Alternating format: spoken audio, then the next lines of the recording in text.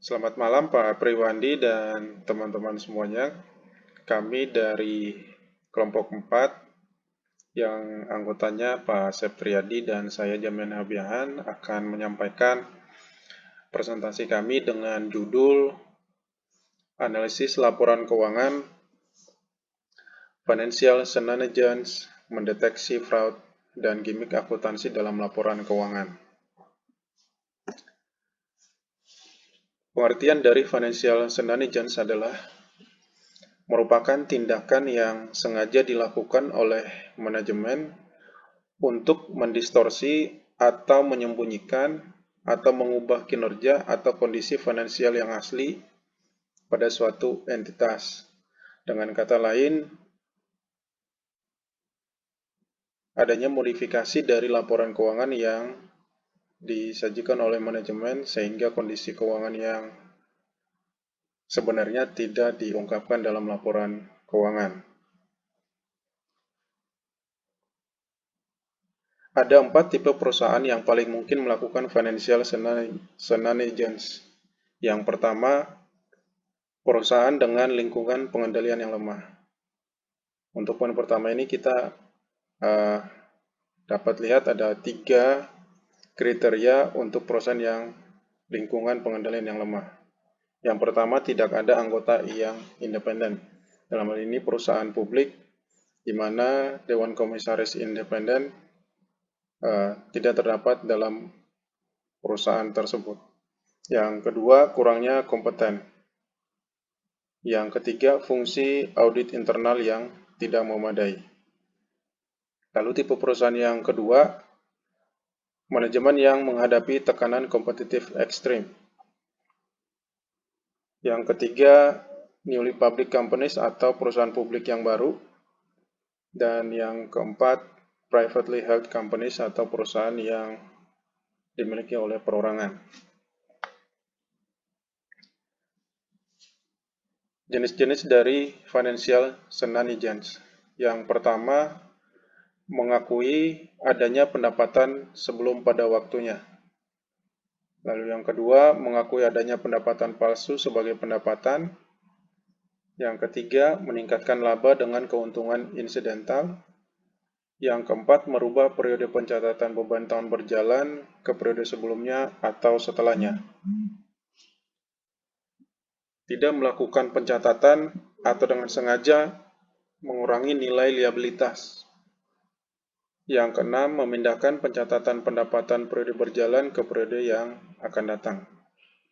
Dan yang ketujuh, memindahkan beban masa yang akan datang ke periode berjalan sebagai kerugian insidental.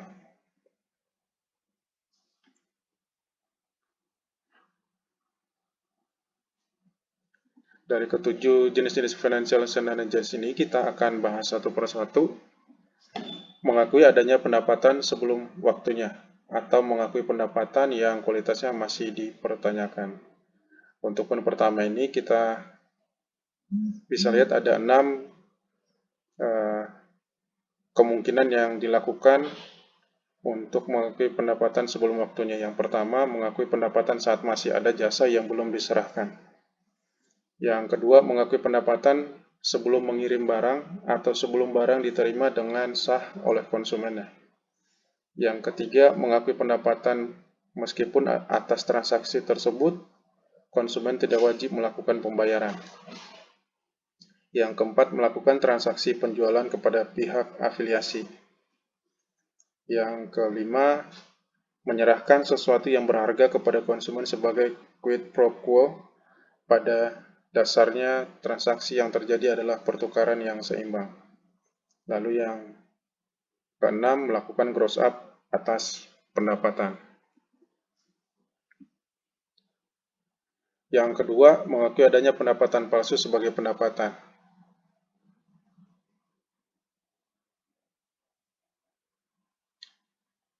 Untuk poin kedua ini, ada 5 poin yang perlu kita ketahui adanya financial shenanigans. Yang pertama, mengakui penjualan yang tidak memiliki substansi ekonomis. Yang kedua, mengakui kasa yang diterima dalam transaksi pinjaman sebagai pendapatan. Yang ketiga, mengakui laba investasi sebagai pendapatan. Yang keempat, mengakui potongan harga dari pemasok atas transaksi pembelian di masa yang akan datang sebagai pendapatan. Yang kelima, mencatat pendapatan yang sebelumnya dengan sengaja tidak diakui dalam proses merger. Untuk jenis ketiga dari financial shenanigans, meningkatkan laba dengan keuntungan insidental.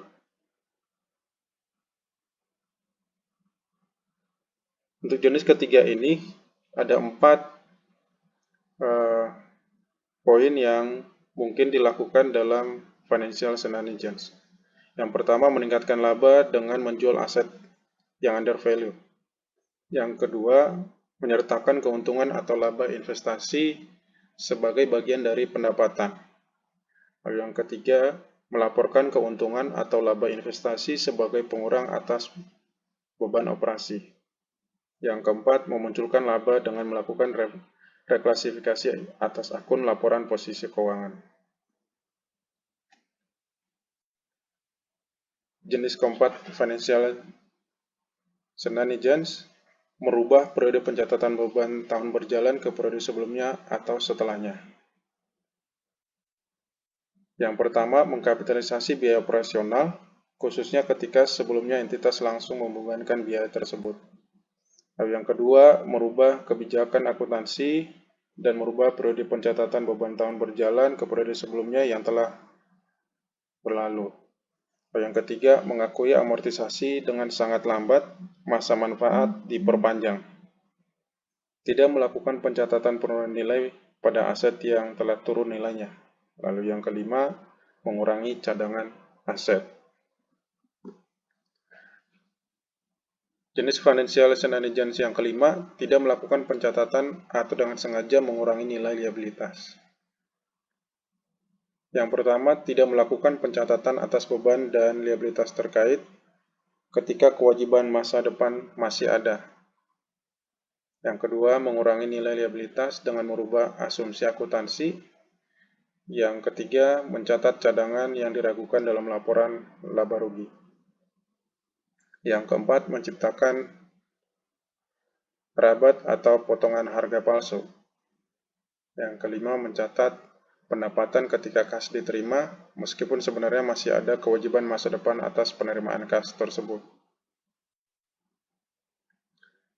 Dan jenis yang keenam, memindahkan pencatatan pendapatan periode berjalan ke periode yang akan datang.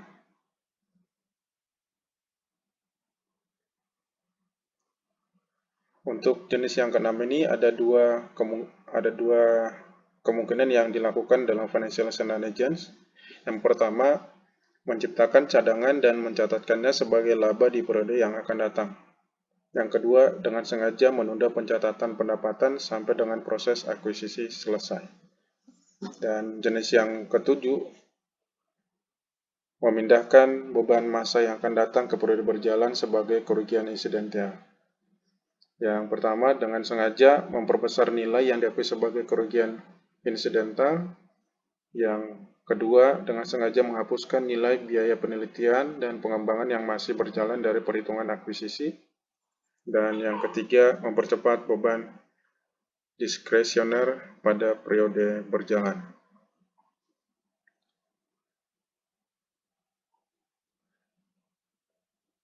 Mendeteksi financial shenanigans. Ukuran yang dapat digunakan sebagai indikasi awal adanya financial shenanigans adalah yang pertama, entitas dengan penurunan arus kas dari kegiatan operasi yang sangat tajam relatif terhadap laba bersih.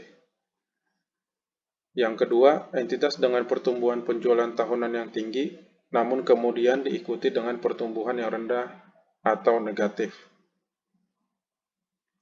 Yang ketiga, entitas dengan pertumbuhan piutang yang tinggi relatif terhadap penjualan, dan untuk mengetahui ini kita dapat gunakan rasio perputaran piutang. Yang keempat, entitas dengan tingkat persediaan yang tinggi relatif terhadap penjualan dan harga pokok penjualan. Yang kelima, entitas dengan penurunan laba kotor yang paling rendah atau paling tinggi. Dan yang keenam, entitas dengan peningkatan yang signifikan pada aset tak berwujud. Dan yang terakhir, entitas dengan nilai pendapatan tanggungan yang tinggi. Penyaringan financial shenanigans dilakukan pada entitas dengan kata kunci berikut ini. Ada 13 poin. Yang pertama, perubahan prinsip atau estimasi akuntansi. Yang kedua, adanya pendanaan oleh konsumen atau perpanjangan jangka waktu kredit. Yang ketiga, perubahan kebijakan akuntansi. Yang keempat, perubahan klasifikasi akun. Yang kelima, perubahan auditor eksternal. Yang keenam, perpanjangan pada termin pembayaran. Yang ketujuh, bill and hold. Yang kedelapan, termin kredit yang lebih liberal. Yang kesembilan, insider stock sales. Yang ke-10, transaksi non-keuangan. Yang ke-11, transaksi pihak berelasi. Ke-12, decline in banking. Dan yang terakhir, layaway sales. Apabila ditemukan adanya perusahaan yang memenuhi kriteria penyaringan awal di atas, langkah selanjutnya adalah menelusuri lebih lanjut informasi yang dikeluarkan oleh perusahaan berupa laporan auditor independen. Dari laporan auditor independen ini, kita bisa melihat ada tidaknya opini wajar tanpa pengecualian dari laporan keuangan yang diterbitkan, dan kita juga perlu mengetahui dari reputasi auditor yang melakukan audit dari laporan keuangan. Yang kedua, catatan atas laporan keuangan. Dari catatan laporan keuangan, kita boleh melihat yang pertama, kebijakan akuntansi dan perubahan atas kebijakan akuntansi. Yang kedua, transaksi hubungan istimewa. Dan yang ketiga, kontingensi dan komitmen.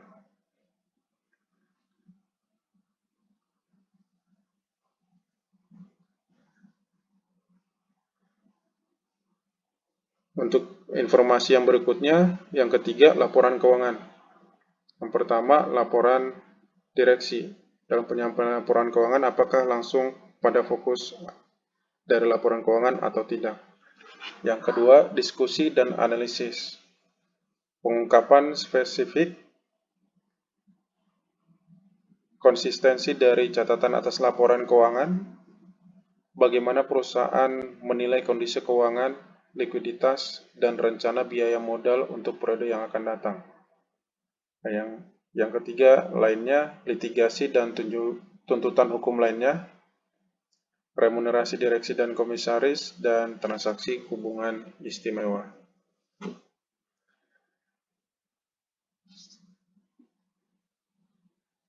Informasi lanjutan untuk memenuhi kriteria penyaringan yang keempat adalah prospektus. Dari prospektus ini kita bisa menilai dari kinerja masa lalu, dan kita juga sebenarnya bisa mengestimasi kinerja dari perusahaan di masa yang akan datang. Dan yang berikutnya, kualitas manajemen, direksi, dan komisaris.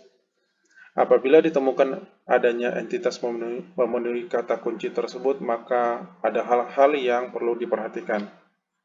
Yang pertama, keberadaan dan independensi komite audit. Yang kedua, penggunaan kebijakan akuntansi yang agresif. Ada tidaknya tuntutan hukum yang masih berjalan, khususnya yang memiliki konsekuensi yang tinggi bagi entitas. Yang keempat, ada tidaknya komitmen dalam bentuk kontrak pembelian jangka panjang, khususnya jika klausul kontrak merugikan entitas. Ada tidaknya perubahan pada estimasi atau prinsip akuntansi yang digunakan. Dan yang keenam, penekanan pada penjelasan dari direktur utama, khususnya untuk menilai integritas manajemen. Analisis laporan keuangan. Analisis laporan keuangan dapat dilakukan dengan 3 cara. Yang pertama, melakukan common size analysis atas laporan posisi keuangan dan laporan laba rugi dan penghasilan komprehensif. Yang kedua, membaca dengan seksama catatan atas laporan keuangan dan penjelasan kualitatif lainnya sesuai daftar yang ada. Dan yang ketiga, membandingkan arus kas dari kegiatan operasional dengan laba bersihnya. Common size analysis adalah teknik yang digunakan oleh analisis untuk menentukan proporsi dari komponen laporan posisi keuangan dan laporan laba rugi dan laporan komprehensif lain terhadap suatu angka tertentu, yaitu nilai total aset untuk komponen laporan posisi keuangan dan nilai total pendapatan untuk komponen laporan laba rugi dan penghasilan komprehensif lain. Hasil dari common size analysis digunakan untuk menentukan tingkat kesehatan keuangan dan kemampuan suatu entitas. Berikut ini daftar indikasi adanya shenanigans dalam laporan posisi keuangan dan laporan laba rugi. Tanda-tanda yang dapat kita lihat dari laporan posisi keuangan dan laporan laba rugi dan juga potensi masalah yang mungkin ditimbulkan. Yang pertama, nilai kas dan kas ekuivalen yang turun lebih rendah dari penurunan nilai total aset. Untuk tanda yang pertama ini ada potensi yang masalah. Yang pertama, masalah likuiditas. Ada kemungkinan perlu melakukan pinjaman. Tujuannya adalah untuk memenuhi kewajiban dari perusahaan di masa yang akan datang. Lalu tanda yang kedua, nilai piutang yang tumbuh lebih cepat daripada pertumbuhan nilai penjualan atau pendapatan. Dan potensi masalahnya kemungkinan adanya pengakuan pendapatan yang terlalu agresif, pengakuan pendapatan dipercepat, atau pemberian perpanjangan waktu piutang pada konsumen. Lalu tanda-tanda yang ketiga, nilai piutang yang meningkat lebih lambat daripada peningkatan nilai penjualan pendapatan.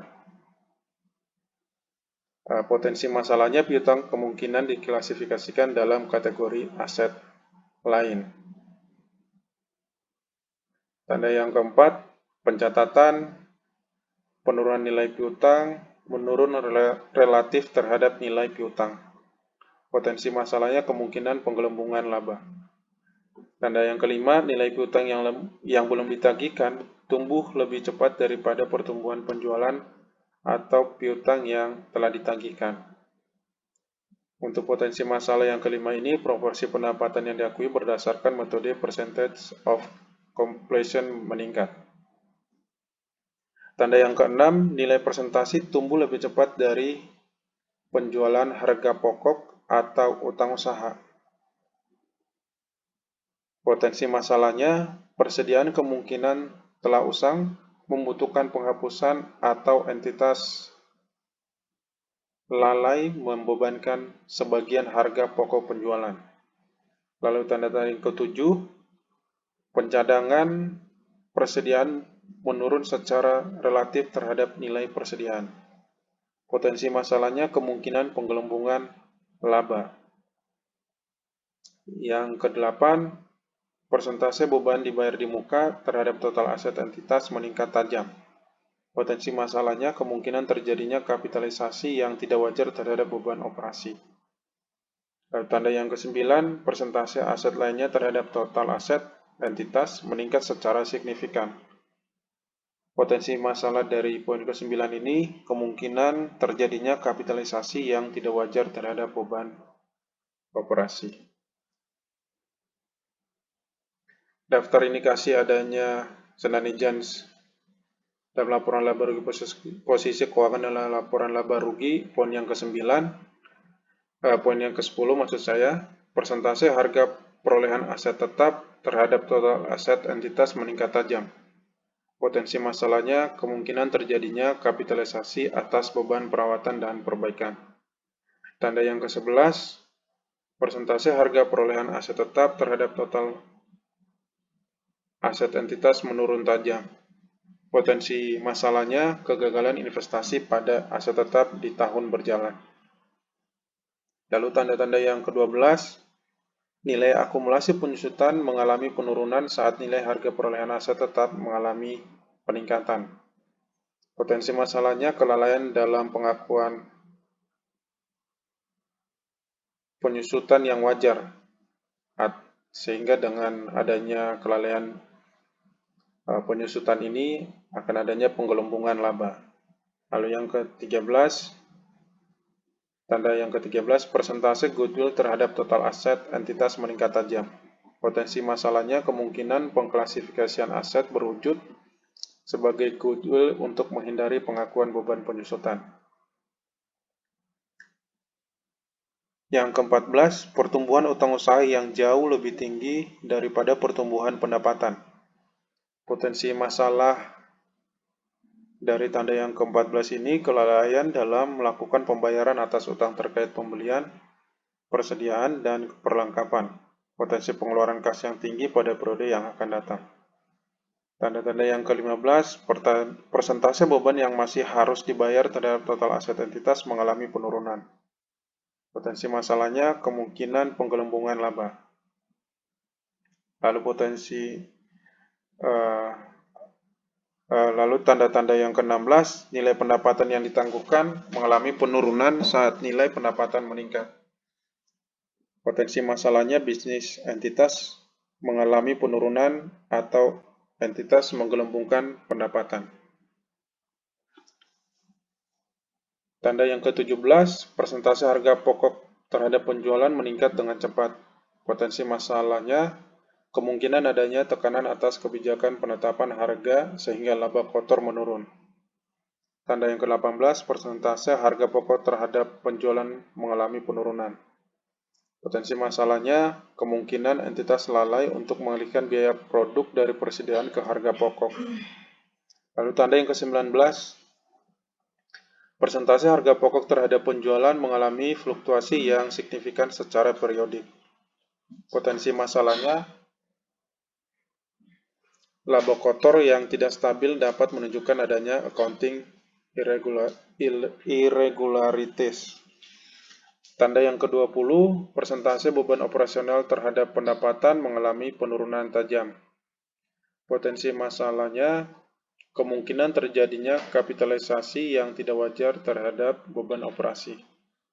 Tanda yang ke-21, persentase beban operasional terhadap pendapatan mengalami peningkatan secara signifikan. Potensi masalahnya kemungkinan adanya penurunan efisiensi entitas, menghasilkan beban lebih tinggi untuk setiap unit yang terjual.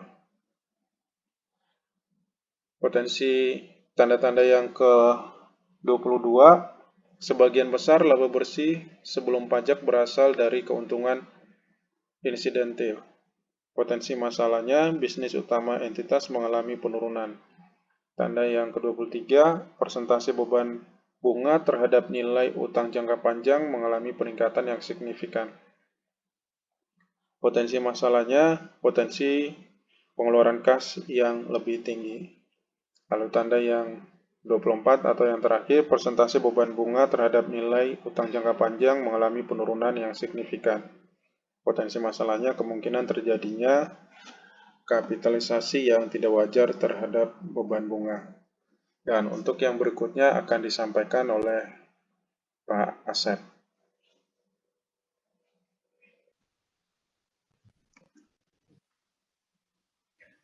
Baik, terima kasih Pak Jaimian atas penjelasannya terkait dengan daftar indikasi adanya Sininigen dalam laporan posisi keuangan dan laporan laba rugi. Untuk selanjutnya adalah daftar indikasi adanya Sininigen dalam laporan arus kas. Yaitu terdapat 3 poin. Yang pertama adalah dari mulai tanda-tanda nilai arus kas dari kegiatan operasi perusahaan jauh lebih rendah dibandingkan dengan nilai laba bersih. Potensi masalah atau Sininigen, kualitas laba dipertanyakan atau pengeluaran modal kerja yang terlalu tinggi. Kemudian perusahaan lalai untuk mengungkapkan rincian arus kas dari kegiatan operasi. yang dimungkinkan perusahaan untuk menyembunyikan sumber dari masalah arus kas operasional. Selanjutnya, penerimaan kas perusahaan sebagian besar berasal dari penjualan aset, pinjaman, atau tambahan modal, yaitu adanya tanda-tanda kelemahan perusahaan khususnya apabila penerimaan kas hanya berasal dari penjualan aset, pinjaman, atau tambahan modal. Kemudian selanjutnya adalah daftar indikasi adanya negligence dalam catatan atas laporan keuangan, laporan auditor, dan auditor independen yang terdiri dari 26 poin. Ya, poin yang pertama adalah perubahan kebijakan akuntansi, kemungkinan usaha untuk menyembunyikan masalah operasional. Kemudian perubahan akuntansi, potensi masalah atau sininigen yaitu adalah usaha untuk menyembunyikan masalah operasional. Kemudian perubahan klasifikasi akuntansi sama yaitu usaha untuk menyembunyikan masalah operasional. Selanjutnya perubahan KAP yang melakukan external auditor yaitu tanda-tanda klien beresiko. Kemudian perubahan Chief Financial Officer yaitu adanya tanda-tanda klien beresiko. Adanya investigasi dari Bapepam atau OJK sebagai regulator, yaitu dapat mengakibatkan adanya restatement atas laporan keuangan. Selanjutnya, komitmen jangka panjang atau kontingensi, kemungkinan adanya pengeluaran kas yang besar di masa depan. Selanjutnya, adanya tuntutan hukum atau potensi adanya tuntutan hukum, kemungkinan adanya pengeluaran kas yang besar di masa depan. Kemudian kebijakan akuntansi yang liberal. Kemungkinan adanya pengelubungan dan laba dalam laporan keuangan. Selanjutnya adalah insentif manajemen misguided, yaitu adalah kemungkinan adanya financial synergy sebagai sarana untuk meningkatkan laba, bonus, dan harga saham. Selanjutnya, lingkungan pengendalian internal yang lemah dapat menimbulkan kesempatan untuk melakukan financial synergy. Adanya kekhawatiran auditor mengidentifikasikan adanya tanda-tanda klien berisiko. Manajemen yang promosional, yaitu kemungkinan penggunaan financial synergy yang lebih dibandingkan dengan manajemen yang konservatif. Dalam penggunaan percentage of completion, yaitu untuk pengakuan pendapatan, adanya kemungkinan penggelembungan dana pendapatan. Penggunaan metode bill and hold untuk pengakuan pendapatan, adanya kemungkinan penggelembungan dana pendapatan. Ketergantungan berlebihan pada beberapa konsumen, yaitu adalah potensi masalah bisnis dan keuangan di masa depan bila salah satu konsumen meninggalkan perusahaan. Konsumen utama mengalami masalah keuangan, yaitu bisnis dan keuangan perusahaan dapat melemah bila konsumen utama mengalami kebangkrutan. Penjual mendanai konsumen. Adanya kemungkinan penggelembungan pendapatan dan bisnis perusahaan kemungkinan lebih lemah dari yang dibayangkan. Konsumen yang memiliki hak untuk mengembalikan produk. Indikasi adanya kemungkinan pendapatan diakui sebelum waktunya. Transfer barter, ada kemungkinan penggelembungan pendapatan. Penjualan memberikan waran kepada konsumen. Sama adanya kemungkinan penggelembungan pendapatan. Adanya kapitalisasi atas bunga atau software, ada kemungkinan penggelembungan laba. Adanya liabilitas yang tidak tercatat seperti opsi saham, kebijakan atas kas di masa depan lebih tinggi dari ekspektasi dan kemungkinan penggelembungan laba. Kelalaian dalam memenuhi debt compliance, adanya kemungkinan bank untuk menarik pinjaman yang berdampak buruk pada posisi kas perusahaan. Tidak adanya pihak independen pada jajaran direksi komisaris, lingkungan pengendalian yang lemah dapat menimbulkan kesempatan bagi manajemen untuk melakukan financial synergy. Beban operasi masa depan telah dibayar di muka dapat mengakibatkan penggelembungan pada laba operasi masa depan. Selanjutnya adalah tanda-tanda kemungkinan adanya laporan yang menyesatkan, yaitu pemilihan kebijakan akuntansi sehingga terlalu liberal. Kemudian merubah kebijakan akuntansi yang tidak memiliki dasar atau alasan yang jelas. Menangguhkan biaya dapat mengakibatkan laba akan overstate. Kemudian melakukan income smoothing mengakibatkan laba akan understate. Selanjutnya, mengakui pendapatan lebih cepat, laba akan overstate. Kemudian, kurang menyisihkan cadangan untuk beban, laba akan overstate. Merubah biaya diskresioner dapat memanipulasi laba. Kualitas pengandalian yang rendah, adanya risiko sininigen. Mengganti kantor akuntan publik, risiko adanya sininigen. Dan yang terakhir adalah melakukan big bet, yaitu laba masa depan akan meningkat. Area permasalahan utama dalam sininigen dibagi menjadi dua area. Area pertama yaitu adalah dalam ruang lingkup akuntansi untuk akuisisi. Yang kedua, akuntansi untuk pengakuan pendapatan. Dua area ini dimungkinkan dapat menjadi permasalahan utama dalam finansial sininigen. Akuntansi untuk pengakuan pendapatan, yaitu kemungkinan sininigen terkait akuntansi untuk akuisisi. Yang pertama dari 7 poin adalah melakukan akuisisi dengan menggabungkan perusahaan yang tidak menghasilkan laba. Penggabungan ini hanya akan meningkatkan pendapatan, laba dan saham secara jangka pendek. Akan memberikan keuntungan bagi yang melakukan penggabungan, namun akan merugikan bagi investor yang bersifat jangka panjang. Poin yang kedua, menggeser kerugian ke periode stub. Stub period adalah suatu periode yang muncul karena perbedaan periode pelaporan antara perusahaan yang mengakuisisi dengan perusahaan yang diakuisisi. Stub period ini dapat dimanfaatkan untuk melakukan menahan pengakuan pendapatan dan meningkatkan pengakuan beban. Yang ketiga adalah write-off sebelum dan sesudah akuisisi. Yang keempat, melepaskan cadangan yang tercipta akibat adanya write-off. Kemudian, merubah alokasi harga akuisisi setelah akuisisi terjadi, sehingga meningkatkan alokasi harga akuisisi pada goodwill dan mengakui beban akuisisi sebagai aset. Yang keenam, melakukan akuisisi dengan meminta adanya potongan harga akuisisi, yang kemudian diakui sebagai pendapatan bagi perusahaan yang mengakuisisi sebagai aset.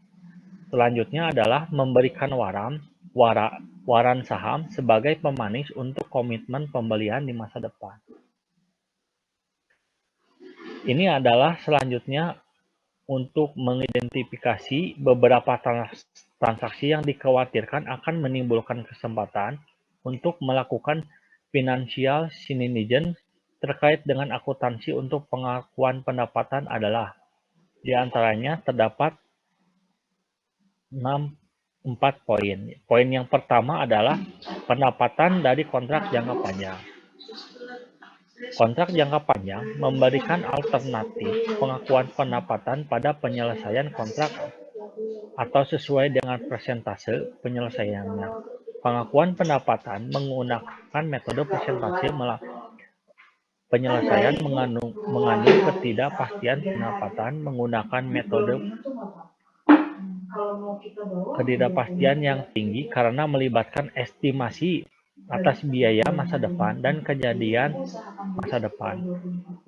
Tanda-tanda yang perlu diperhatikan adalah bila nilai piutang yang ditagih tumbuh lebih cepat dari nilai piutang atau penjualan, maka penggunaan metode persentase penyelesaian kemungkinan tidak tepat atau digunakan dengan agresif. Kedua, penjualan konsinyasi Perlu diperhatikan apakah perusahaan sebagai consignor mencatat pendapatan saat pengiriman produk kepada retailer sebagai consignee. Kemudian penjualan cicilan. Selanjutnya adalah pendapatan penyewaan aset leasing. Yang perlu diperhatikan adalah posisi lease atau lessor. Apakah perusahaan telah merubah pengakuan dari operating lease menjadi finance lease? Dalam hal ini sales atau tipe lease.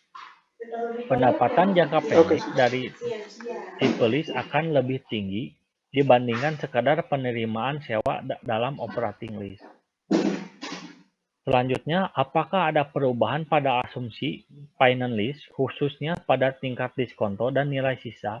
Tingkat diskonto yang lebih rendah dan nilai sisa yang lebih tinggi akan menggeser pendapatan ke tahun awal periode sewa. Selanjutnya, analisis menggunakan rasio keuangan. Terdapat rasio profitabilitas, rasio likuiditas, dan rasio solvensi. Rasio profitabilitas yaitu mengukur kinerja perusahaan dalam satu periode. Di antaranya adalah gross profit margin, yang rumusnya adalah laba kotor dibagi penjualan. Kemudian operating margin, laba operasi dibagi penjualan. NPM atau net profit margin, laba bersih setelah pajak dibagi penjualan. Kemudian return on asset, yaitu rumusnya laba bersih setelah pajak dibagi total aset. Selanjutnya return on equity, laba setelah pajak dibagi total ekuitas. Kemudian earning per share, yaitu laba setelah pajak dibagi jumlah saham yang beredar. Dalam rasio likuiditas mengindikasi jumlah kas atau aset jangka pendek seperti piutang dan persediaan yang tersedia. Apabila tingkat likuiditas meningkat terlalu tinggi, maka perusahaan mengorbankan profitabilitasnya.